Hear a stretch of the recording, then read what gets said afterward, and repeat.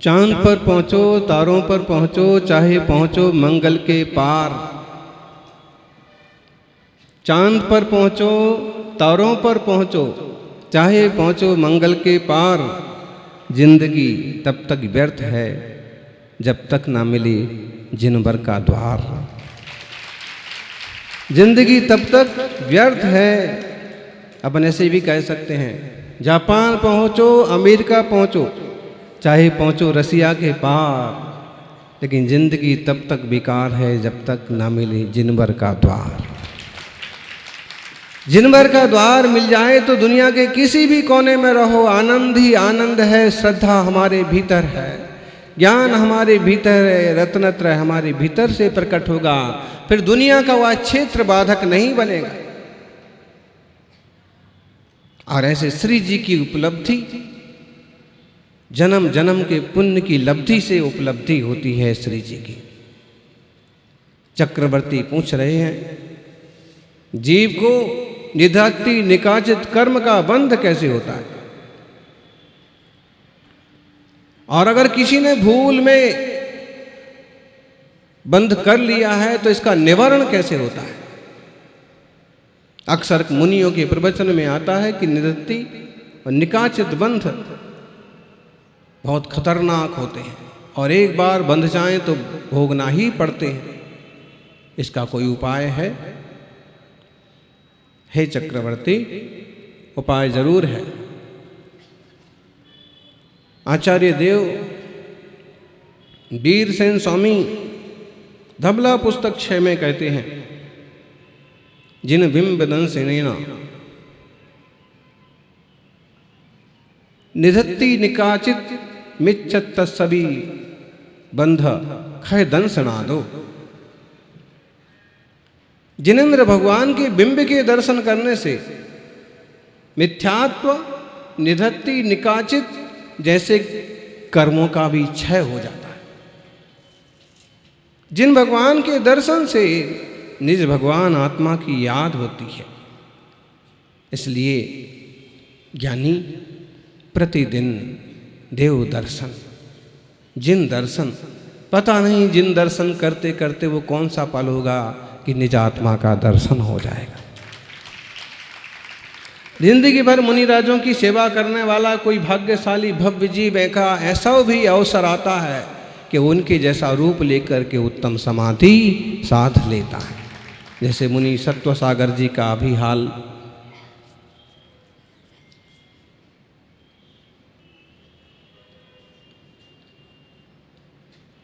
रोज रोज दर्शन करने की क्या जरूरत पड़ी?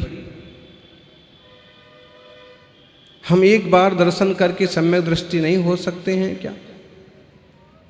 बिल्कुल कोई जरूरी नहीं है। भरतेश्वर के 923 ऐसे भी पुत्र थे। कितने थे? ऐसे पुत्र थे कि निगोद से आए थे। कहां से आए थे? एक दिन भरतेश्वर, और वो बोलते नहीं थे, किसी से बात नहीं करते थे, खुद आपस में खिलते थे और थोड़ा बहुत आपस में जो 923 थे उनमें ही थोड़ा मेल जोल था, बाकी किसी से भरतेश्वर को विकल्प हुआ। और जब वो 8 वर्ष के हो गए तब विकल्प हुआ।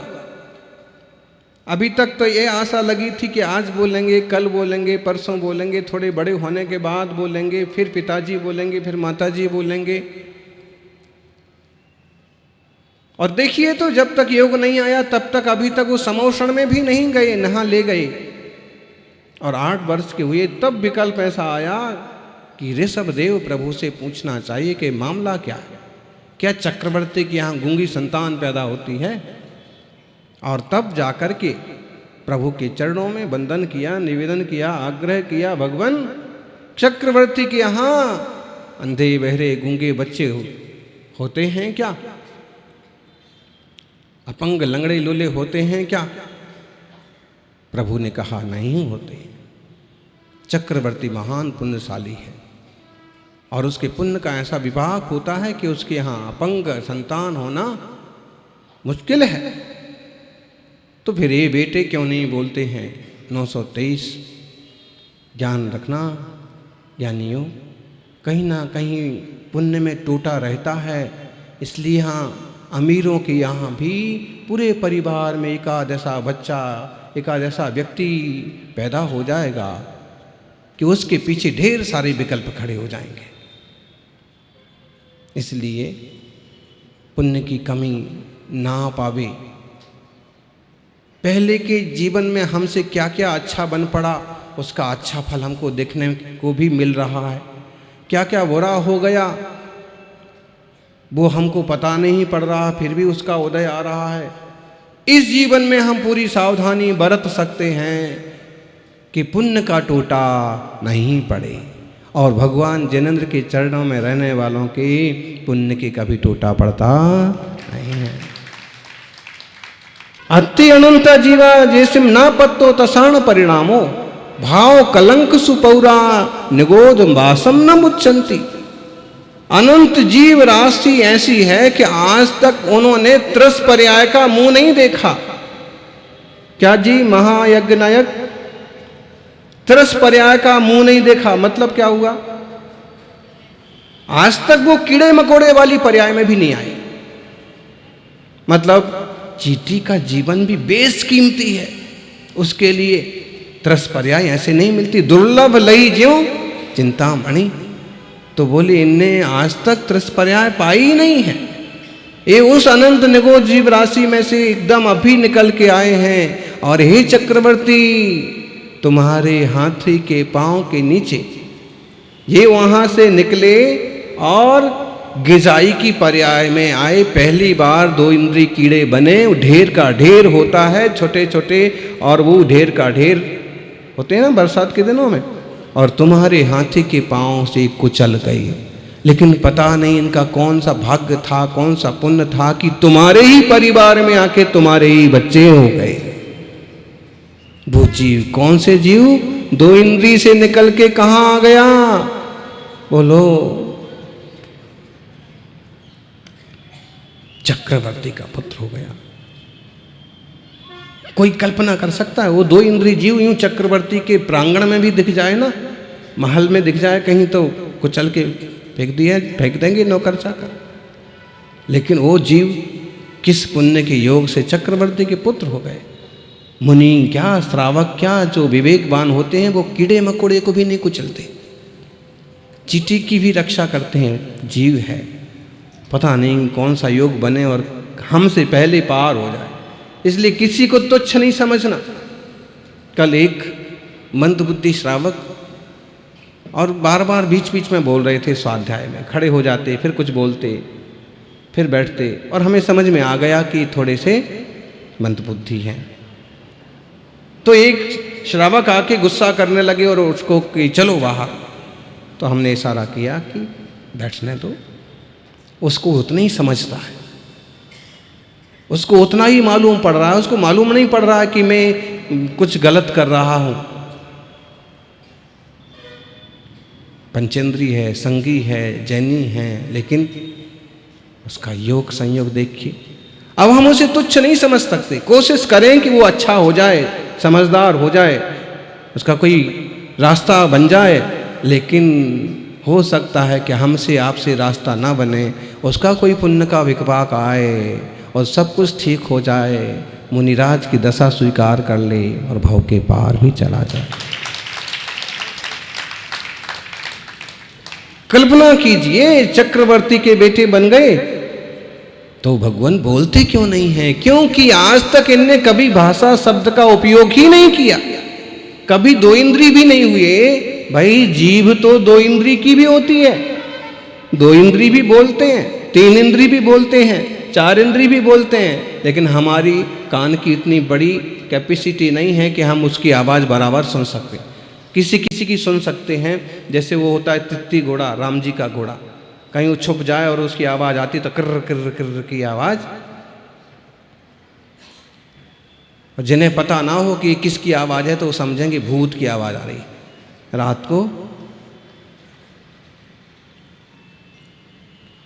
छिपकली की भी आवाज़ आती है, अरे ज्ञानी, आवाज तो छिपकली की भी आती है, आवाज तो कुत्ते बिल्ली की भी आती है, लेकिन उससे कोई कार्य की सिद्धि नहीं होती है। हमारे पास वो आवाज है जिसके बल पर कार्य की सिद्धि भी हो सकती है, जिसके बल पर रिश्तों में मिठास आ सकती है, जिसके बल पर जिनवाणी का घोषण हो सकता है, जिसके बल पर तत्व का बोध हो सकता है, जिसके बल पर दूसरों को मार्गदर्शन किया जा सकता है। हे चक्रवर्ती, इनने पहली बार तुम्हारे यहाँ आकर के पंचेंद्रिय मनुष्य पर्याय पाई है।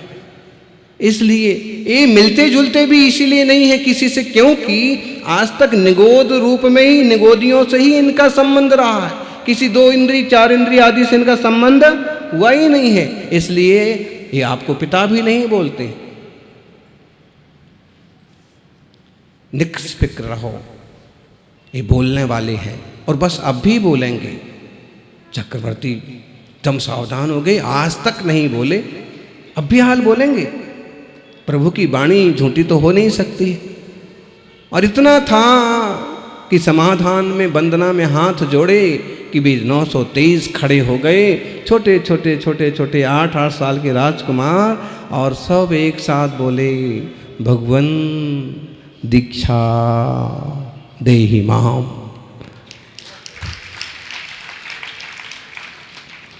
हे भगवान, मुझे दीक्षा प्रदान करो, हम सबको दीक्षा दो। चक्रवर्ती सुन करके चकित रह गए। अब उन्हें बोले भी कैसे कि हे बेटा दीक्षा मत लो, आज तक ही बात नहीं करी। ये बेटा समझते रहे, खिलाते रहे, लेकिन कभी परिवार में ऐसा कोई निकल पड़े कि बिना मतलब की नाराज रहे, दूर दूर हटे, बात ना करे, तो समझना ऐसा कोई ना कोई पहले का लेना देना है। अब इस समय बिगाड़ने की ज़रूरत नहीं है कि हम और बातें करके बिगाड़ें कि बात में क्यों नहीं करता, ऐसा क्यों करता, वैसा क्यों करता। अब इस समय ये है इलाज कि शांति से कुछ समझ में आता है तो समझाएं, केयर करें, संभाल करें, विद्रोह ना करें, विघटन बढ़े वैसा काम ना करें। अब क्या बोलें चक्रवर्ती, क्या बोलें भरत, क्या बोलें बाहुबली। भगवान दीक्षाम देहि माम, हमको दीक्षा दो।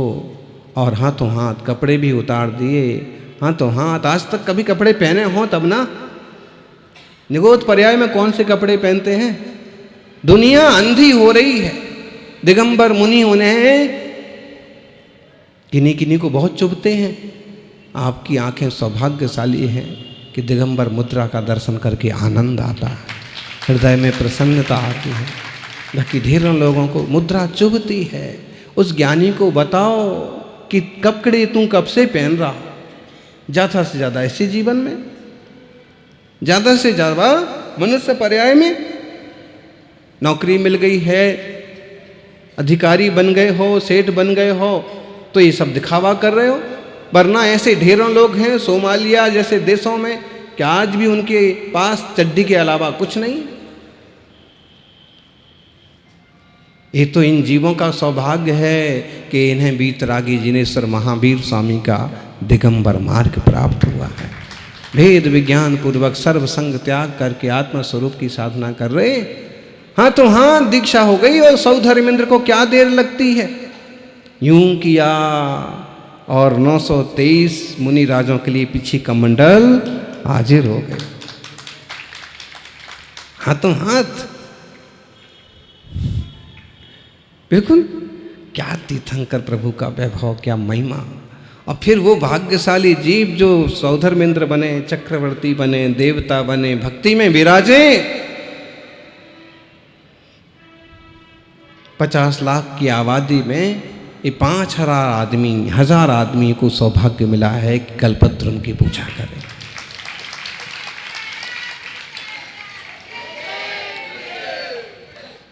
कहीं ना कहीं पुण्य तो आपका गाढ़ा है। बिना गाढ़े पुण्य के यहाँ तक पहुँचना नहीं हो पाता है। बिल्कुल सच्ची बात।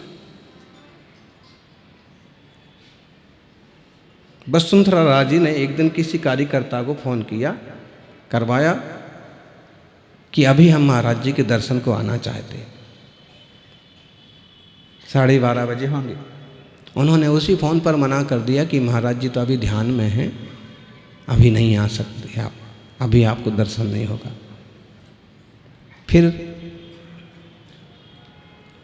फिर दोबारा मौका मिले न मिले, एक बार इंसान उलझ जाता है तो दोबारा वापस मंदिर तक पहुंचना भी भारी पड़ जाता है। इसलिए कि भी जिनालय के सामने से निकलते हैं तो ताला भी बंद हो तो भी एक बार धोख लगा के आओ। पता नहीं अभी किसी दुकान में, किसी काम में, किसी जॉब में उलझ गए और शाम तक पहुंच पाए ना पहुंच पाए, पुण्य लगता है। सौभाग्यशालियों, छोटे छोटे मुनिवर हो गई निहाल। चक्रवर्ती साष्टांग नमस्कार करता है। किनको? जिन्हें अभी अपने बच्चे कह रहा था, भगवान के सामने जिनके प्रश्न पूछ रहा था। दिगंबर मुद्रा स्वीकारते ही वे 6वें 7वें गुणस्थान वाले मुनिराज बन गए और 4थे 5वें गुणस्थान वाले भरत चक्रवर्ती अष्टांग नमस्कार कर रहे हैं। क्या गरिमा है जिन शासन की, क्या दिगंबर मुद्रा की महिमा है। ये वीतरागी शासन है। अपने बेटों को मैं कैसे नमस्कार करूं? कल तक मैं ही गोदी में खिलाता था, अब कैसे नमस्कार करूं? ये हाँ, ये हिसाब नहीं चलता। तुम तो वहीं के वहीं रह गए, अभी चक्रवर्तित्व में ही लगे हो। और पुत्र जो है वो वीतरा की अवस्था को उपलब्ध हो गया। और पूजा तो संयम की है, वीतरागता की। इसलिए तो हमने आपको कहा था कि पूजा परमेष्ठी की होती है। कोई इंसान इतराने लगे कि मेरी पूजा होगी, अब देखो कितना बढ़िया गा करके मेरी आरती होगी। और जब मेरी आरती होती है ना तो यहाँ से वहाँ तक पूरा भर जाता है। और जब पूजा होती है तो सब चांदी का मुकुट लगा के आते हैं, सोने की द्रव्य से पूजा करते हैं। ये आदमी को इतराने की जरूरत नहीं है, क्योंकि पूजा व्यक्ति की नहीं हो रही है, परमेष्ठी की हो रही है। दुनिया में ऐसे कुछ लोग मिलेंगे आपको कि पीछे कमंडल हाथ में आते ही बड़ा इतराने लगेंगे, लेकिन ये इतराने की बात नहीं है, ये तो भव पार जाने के साधन है। ख्याल हमेशा बना रहे कि नबी देहो बंदित जई, नबी कुलो नबी जाई संजुतो, को बंदमी गुण हीणो, नहु सवड़ो नहु साओगो होई। प्राकृत भाषा समझने लगे आजकल आप लोग भी हैं। नबी देहो बंदित जई, आप जापानी समझते हो, फिर प्राकृत क्यों नहीं समझते? बिल्कुल आएगी समझ में। नबी देहो बंदित जई, देह नबी नहीं, देह की वंदना नहीं होती है। शरीर की वंदना होती है क्या? अरे शरीर की वंदना नहीं होती।